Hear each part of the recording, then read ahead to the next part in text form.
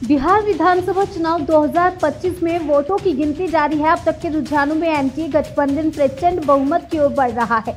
ये बड़ी खबर आप देख रहे हैं बिहार विधानसभा चुनाव से जुड़ी, जहां पर 2025 में वोटों की गिनती जारी है।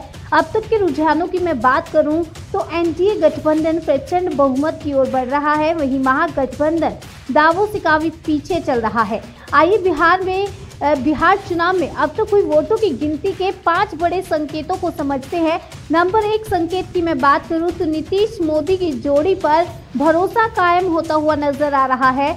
बिहार चुनाव को लेकर अब तक आए रुझानों में एक बात स्पष्ट हो चुकी है कि प्रधानमंत्री नरेंद्र मोदी और नीतीश कुमार के चेहरे पर बिहार की जनता का भरोसा कायम है।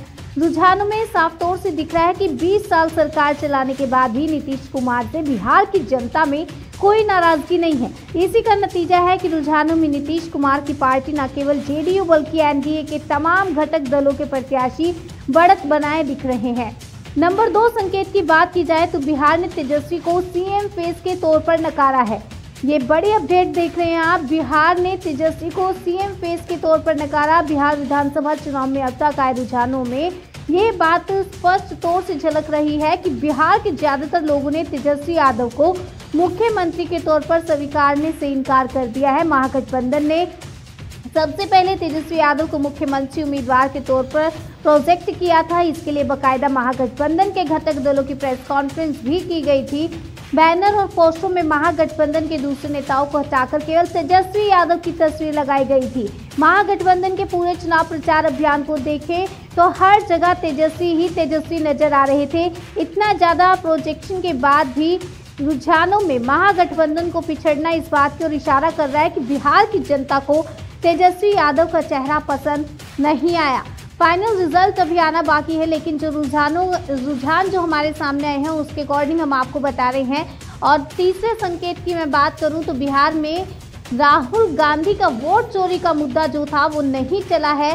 बिहार चुनाव के अब तक के रुझानों में ये भी साफ हो गया है कि लोकसभा में नेता प्रतिपक्ष तेजस्वी यादव का वोट चोरी का मुद्दा पूरी तरह से फैल रहा है।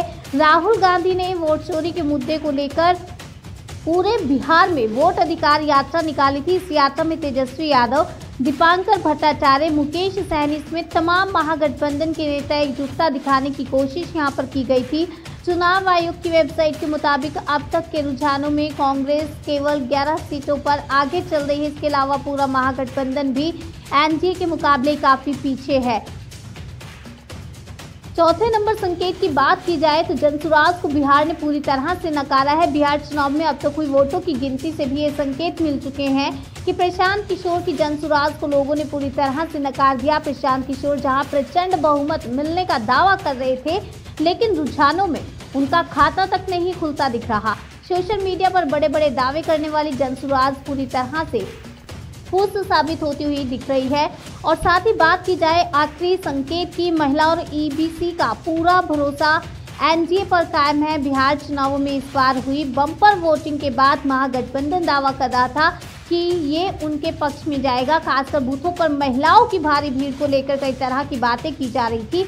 अब तक रुझानों से ये भी साफ हो चुका है कि महिलाओं की भीड़ एनडीए के पक्ष में हो रही है। और वहीं मुकेश सहनी को उप मुख्यमंत्री पद का प्रत्याशी बनाए जाने का भी महागठबंधन को खास फायदा होता नहीं दिख रहा है। मुकेश सहनी दावा कर रहे थे कि उन्हें उप मुख्यमंत्री प्रत्याशी बनाए जाने से महागठबंधन को ईबीसी वोटों का बड़ा चंक मिलेगा, लेकिन रुझानों में ऐसा होता नहीं दिख रहा है।